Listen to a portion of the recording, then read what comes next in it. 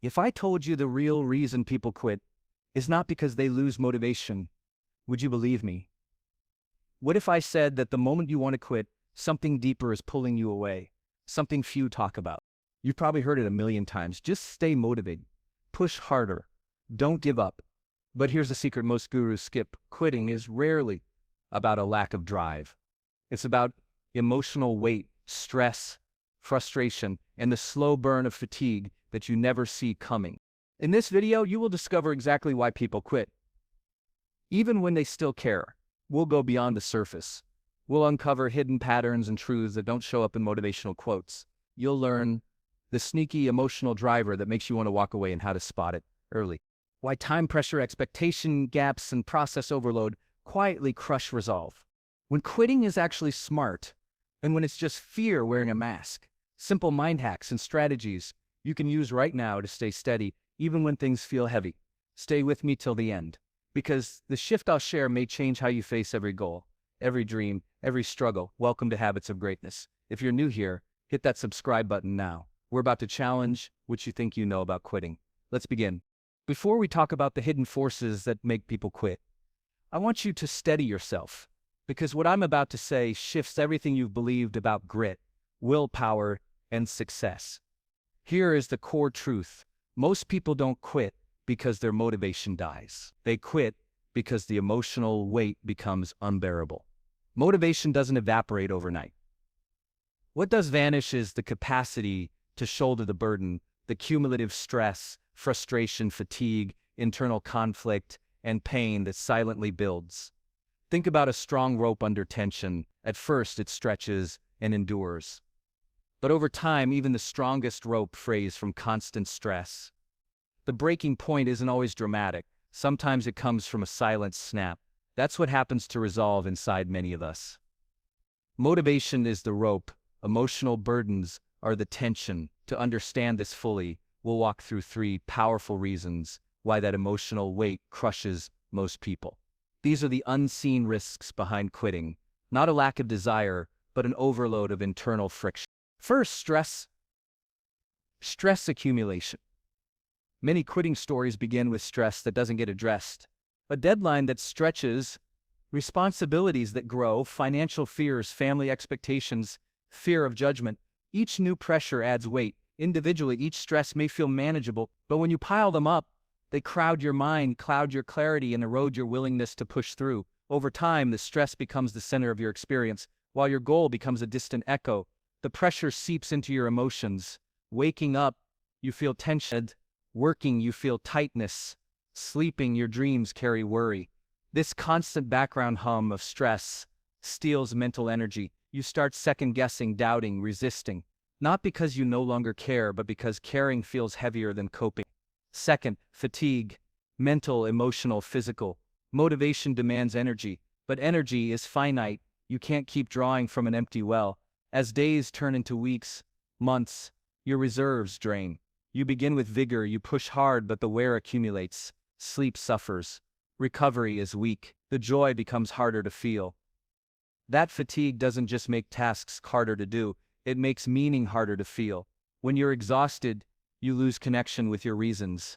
Why you started feels distant. The emotional resonance evaporates, and you begin to act like someone going through motions, not someone chasing a vision. The fatigue adds friction between intention and action. Third, frustration in the gap between expectation and reality. We all carry an ideal image of how the journey should feel. We believe the path will be exciting, the progress linear, the momentum constant, but real life rarely aligns. Setbacks, plateaus, delays, failures, they puncture the narrative we told ourselves. When reality diverges from expectations, frustration. Each time we hit a stumbling block, we feel betrayed. Why is it taking so long? Why isn't this easier? Why am I stuck here again? That frustration is like a leak in your motivation tank. You wonder, am I doing something wrong? Did I overestimate myself? Over time, frustration colors every step, making the weight of pursuing the goal feel unjust. You don't want to quit the goal, you just don't want the ongoing fight. Fourth, a hidden companion to the rest. Avoiding emotional pain. Sometimes quitting isn't about losing hope. It's about escaping suffering. Deep inside, when the emotional load grows too great, you start to think, I don't want to feel this again. The emotional pain, stress, fear, doubt, shame becomes the enemy. You don't give up on your goal. You withdraw from the pain. This is subtle. It doesn't always announce itself. You don't wake up saying, I quit because I want less emotional pain. You wake up tired, resentful, numb. You stop calling your project. You skip sessions. You postpone. The avoidance wins quietly. You weren't defeated by laziness. You are outpaced by discomfort. These three threads, stress, fatigue, frustration, plus the background urge to avoid emotional pain, tightly interweave. They feed each other. Stress drains energy. Fatigue deepens frustration. Frustration raises stress. The avoidance instinct waits in the wings, ready to push you out when you're weakest. When the weight becomes too heavy, your inner system begins to protect you. It defaults to retreat, to quit, to cease the strain. Quitting becomes an act of self-preservation, not betrayal. Right now, you might be facing one of those threads pulling on you, a job that drains you, a project you can't tolerate, a dream that feels like a burden. You may still care deeply, but caring doesn't always win when the weight is unbearable. So before we go further, know this. Quitting is not always a failure. It's sometimes a signal that your emotional load is too heavy. What you'll learn next is how to identify which thread is dominating your life and how to respond. Before we talk about how deep this really goes, let's first expose where most advice fails. They say, just be more motivated, push harder, think positive. These sound good. They feel inspiring, but they are shallow fixes, like slapping a bandage on a wound that's deep. When you're under pressure, hearing just push harder can feel like an insult. It ignores why you're struggling. It pretends your problem is lack of effort, not overload. And that's why it often backfires. When someone tells you to just push through, you push harder for a little while. But then fatigue sets in. The emotional burden weighs more. You feel guilt for not being enough. You doubt yourself. You crash. The advice meant to uplift you becomes another burden. You're failing because you didn't try hard enough. That's not truth. It's a trap. Real change comes from digging into deeper truth, not spraying motivational slogans. To keep going in the long haul, you must confront the emotional weight behind quitting. Now let's talk about emotional burden over time. Stress, frustration, fatigue, they don't strike all at once. They creep in one by one like water dripping into a bucket. At first, one drip doesn't matter. But as drips accumulate, the bucket begins to fill. Soon it overflows. That's what happens to resolve. You carry a weight on your shoulders. Day by day it grows. A deadline here, disappointment there, one more sleepless night, a conflict unsolved. No one load alone kills your will, but combined they wear down your capacity. You whisper, I can't, even while your goal still pulls you. Emotional burdens quietly erode resolve. They chip away at confidence. They dim your vision. You stop feeling the joy you expected. You begin to carry your goal like a chore, not a dream. The rope frays, the spark fades, not because you lost purpose, but because your ability to bear the weight has been sapped. Now consider the hidden driver. Avoidance of pain. You didn't quit because you stopped wanting your goal. You quit because you wanted to stop hurting. You wanted relief from the strain. The emotional pain becomes too much. It's like telling yourself, I can't feel this misery anymore. This is different from I don't care anymore. That's losing interest. This is I can't face another day like this. You may still care, but your tolerance runs out. A few years ago, I knew someone aiming to launch a business. They had passion. But every setback, money delay, a failed ad, negative feedback, created emotional friction. Eventually, it wasn't the business they gave up on, it was enduring the pain. They stepped away so they could heal. They never stopped believing in their idea, but they couldn't carry the cost. Maybe you've been there. You keep saying, I'll try again tomorrow, but tomorrow never comes. You think I lost interest, but really your emotional energy is taxed. You're avoiding more pain. Next, time, pressure, and perception. We believe we have limited hours. There's urgency in our heads. I must finish before I'm too old. I must hit this before the deadline. That sense of scarcity magnifies stress. Every second feels precious. Every delay feels catastrophic. Deadlines, external expectations, comparisons, they all inflate the emotional burden. You feel rushed, behind, disqualified. You begin to believe you don't have time for delay, confusion, mistakes. But here's a twist. We often misjudge how much time and energy tasks demand. We look at the top of the mountain and think, I need a sprint. We don't see the hidden terrain. A task that seems like 5 hours actually needs 10. We underestimate friction, learning curves, emotional recovery, so we pressure ourselves into overdrive. And then when we stall, we feel like a failure. Time perception warps the weight.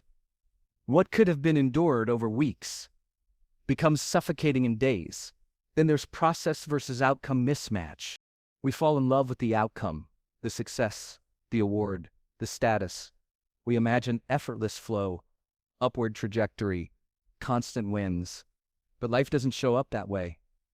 The process, the day-to-day grind, is messy, repetitive, frustrating, dull. When the process doesn't match what we imagined, a dissonance forms. We feel cheated by reality. I thought this would feel more exciting. I thought progress would be faster. But it's not. And when you expect a smooth ride and instead get potholes, every bump feels like a betrayal. Many people don't quit because they want the outcome less. They quit because the process feels unbearable. They try to love the vision but despise how they have to get there. The inner tension grows. Love the goal, hate the path, and eventually you withdraw.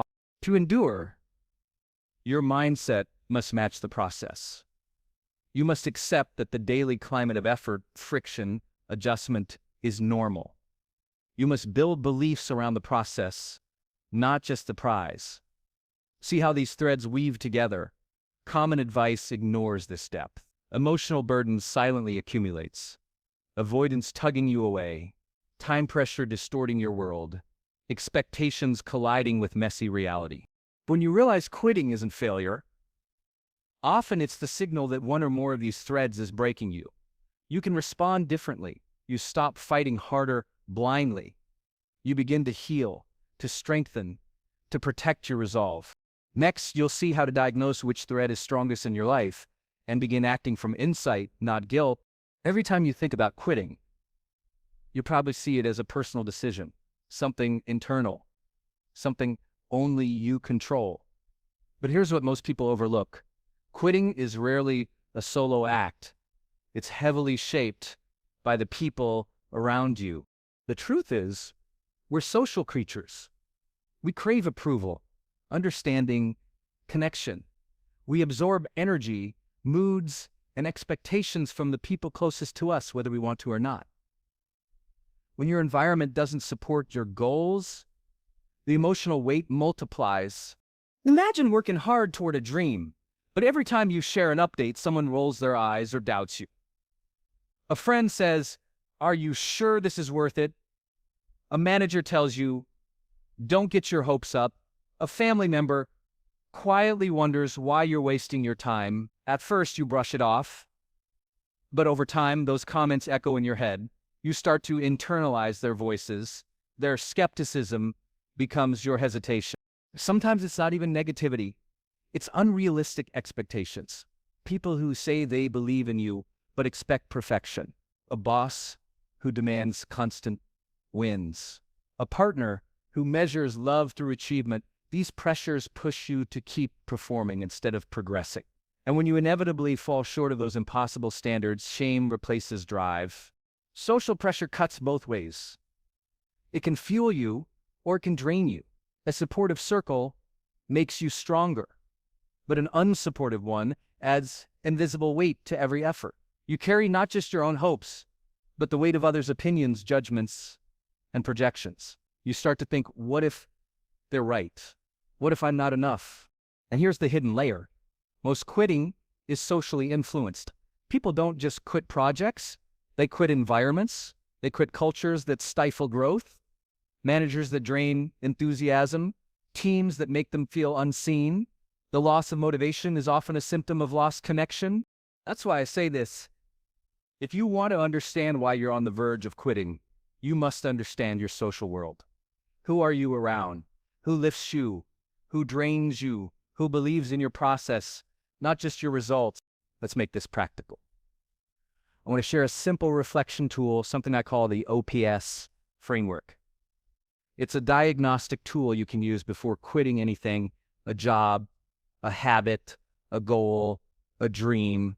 O.P.S stands for 4 checkpoints. The first O is your outcome hoped for. Ask yourself, what did I really want when I started this? Was it freedom, growth, impact, money, recognition? Clarity matters because sometimes we think we've failed when we've actually outgrown the original goal. Knowing your true outcome helps you see if the dream still fits the person you're becoming. The second O is your original expectations. When you began, what did you imagine the process would be like? Did you expect fast results, constant excitement, smooth progress? Often, our expectations are fantasy versions of the journey. When reality doesn't match, frustration hits.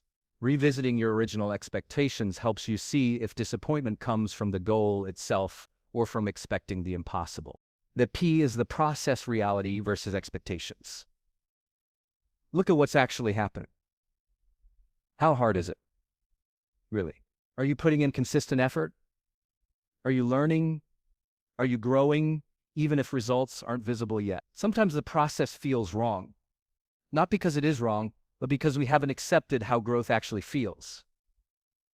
Uneven, unpredictable, and sometimes boring. This is where you assess whether the process truly misaligns with your strengths or if you simply need to adjust your mindset. And finally, the S, your social or support factor. Who's around you? Are you surrounded by energy givers or energy takers? Are the people in your world helping you stay accountable, or are they unconsciously pulling you down? This one often determines whether you persist or quit. You can have the right outcome, the right process, but if your support system is toxic or absent, your emotional stamina collapses. When you run through these 4 checkpoints, you see your situation more clearly. You can ask, am I quitting because the path is wrong or because I've been carrying it alone? Am I quitting because I've changed or because I've been conditioned to fear disapproval? Now, let's be honest, quitting isn't always failure. Sometimes it's wisdom. There are moments when quitting is the most courageous thing you can do. Quitting is right when the situation is toxic, when staying costs your mental health, your integrity, your sense of self. It's right when the match is wrong, when the thing you're pursuing no longer aligns with your values or purpose. It's right when the damage outweighs the growth, when the pain you're enduring isn't building resilience, it's breaking you. But there's a difference between quitting too early and quitting wisely. Quitting too early is an escape from discomfort. Quitting wisely is an act of clarity, a decision rooted in awareness, not fatigue. Before you quit, pause, run through the O.P.S checklist. Make sure your decision comes from strength, not exhaustion. And if you choose to stay, then you must learn how to persist smarter, not just harder. Persistence doesn't mean blind endurance. It means strategic endurance. It means you learn to play the long game with less suffering. Here's how. First, embrace small wins. Progress is rarely dramatic, but small victories, acknowledged daily, rebuild confidence. They remind your brain that growth is happening, even when the finish line isn't visible. Second, reframe emotional burden. Instead of thinking I'm overwhelmed, shift I'm being stretched. Growth is uncomfortable by design. Pain is feedback, not punishment.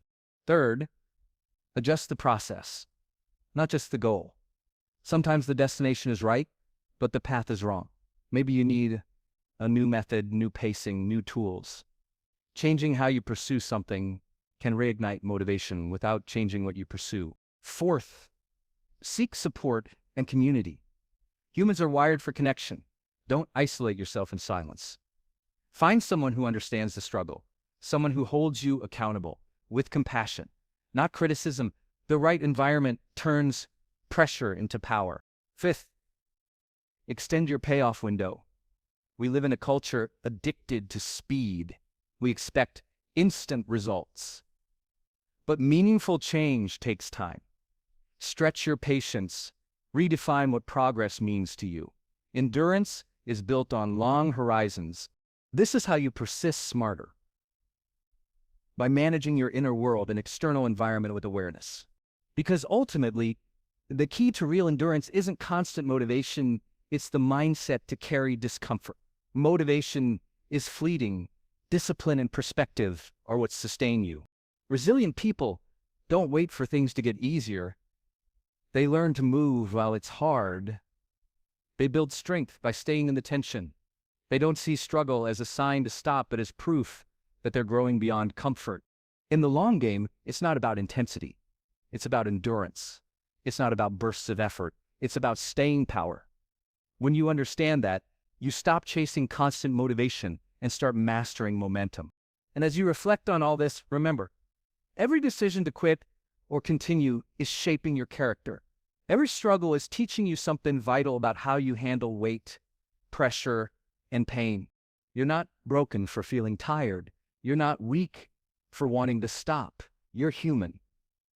But the difference between those who fall back and those who rise again isn't talent, it's awareness. Awareness of your stress, your expectations, your environment, and your truth. That awareness is what keeps you in the game long enough to win it. So here's the truth. Quitting isn't weakness. It's a signal, a message from within that something needs to shift, your pace, your process, or your perspective. The goal isn't to never feel like quitting, it's to understand why you feel that way and to grow through it. If this message hit home, take a moment right now. Ask yourself, what's one thing you've been on the verge of giving up on? And what's the real reason behind it? Share your thoughts and experiences in the comments below. You never know, your story might inspire someone else to keep going. And if you found value in this video, make sure to like, subscribe, and turn on notifications, because our next video dives even deeper into how to rebuild momentum when life knocks you off track. Until then, stay committed, stay curious, and remember, you're stronger than the moment you want to quit.